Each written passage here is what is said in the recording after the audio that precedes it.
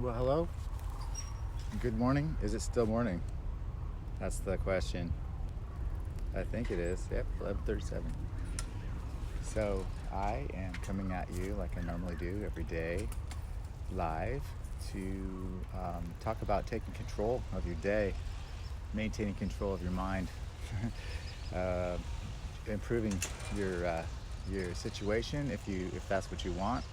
And so I start out by talking about waking up and living your day with purpose or purposefully, with intention. And the way you do that is by not allowing yourself to be distracted by your phone, by your mood, by a bad dream you might have had, by the news, but especially by your phone, because I think that seems to be the issue a lot of us have, is we're distracted a lot by social media, by what's going on in the news, so on and so forth. And for myself, this helps me to come on here and share my thoughts and my opinions and views about that particular thing. Got to watch it when I say opinions, because most people don't really want those. Those are kind of personal. So I come on here to my own personal Facebook business page, as well as the Mel Robbins 5-second rule, because I resonate with the 5-second rule, because things that Mel Robbins says is complementary to a lot of the things that we're hearing out there. You have the Miracle Morning, Hal Elrod, and you've got Tony Robbins and Brendan Burchard and Dean Graziosi, and you've got all of these wonderful people who have experienced some bad things in life and turned their lives around.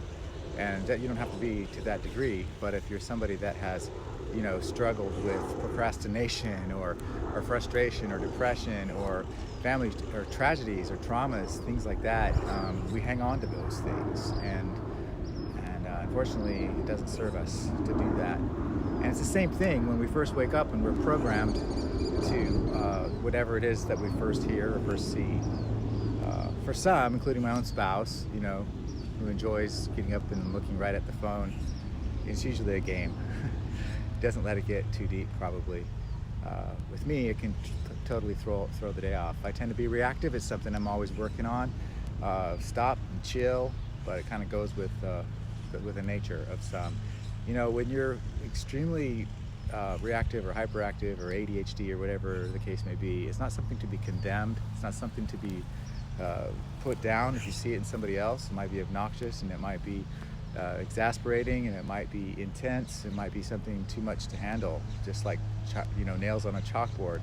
But probably one of the worst and most unkind things you can do is to condemn somebody for that. And I'm saying that firsthand because it's kind of hurtful. It's my job as that hurtful, that one that was hurt, to channel that in a positive way and to be understanding. And so getting up every day and with intention and writing down all the things you're grateful for in this moment, things that you're grateful for that just occurred. Every day is a little bit different, isn't it? And so there's some new little tidbit of life that you can really enjoy. Hey, well, thank you, Sabrina. I don't know, I have two phones going. I don't know which one is my own personal, which one is 5 seconds. I think that you're on the 5-second rule, right? But so what we do is, excuse the noise. I chose a really nice neighborhood that I was sort of canvassing for. This is what you would call a farm. This is the neighborhood that I'm choosing to do my real estate business in, and it's very close to my house, and it's really nice. It's close to the airport, though. It's funny how they put some of these high-end neighborhoods with lakes and walkways and beautiful homes right next to the airport. People don't seem to mind, it's just is what it is. So excuse the noise is what I'm saying. I just try to find a different something a little bit more unique than the last video that I did. So what I come on here to do, like I kept saying, is just to be accountable for taking control of your thoughts and keeping them positive. And when you list out the things you're grateful for, it gives you an arsenal of thoughts and words and moods that you can defer back to when you're feeling like crap in your head, you're feeling depressed, you're feeling discouraged, or you're feeling like a failure, or any of those negative things. There's a whole list or a chart that a friend just recently gave me that we're always seeking positive people, positive influencers, and it's an emotional. It lists out all the positive emotions that you can think about, and there's a ton. And so seems like pretty simplistic just to say that I could just change my thought process and by saying a word, but it's actually worth a try, don't you think? So if you're feeling sad, think happy. Or think of it as ridiculous. If you can get a laugh out of it, then you're halfway there, aren't you? Yeah. So I think it's really important, though, to practice the law of attraction, which is you get what you think about. It's prevalent across every platform of success and positivity. If you want to be successful, you need to be happy. And in order to be happy, you have to choose. You have to choose that emotion. And when you find yourself wallowing,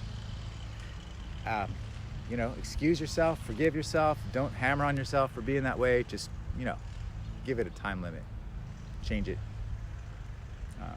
We all have the right to be upset and depressed, but damn, it's easy. It's too easy. Come on, put some effort into your life. Put some effort into your life by choosing to be happy and productive and helpful to someone else. And that's the next thing. Not only just being grateful, but be cognizant of the things that you need to get done. Without activity, you're not going to get squat done. Hey, Melinda. And with activity, you want to tackle the hardest things first. It's really obvious when you start doing that what you avoid. It's really obvious when you go into this mode of productive procrastination. That's a phrase that I use all the time because I do it.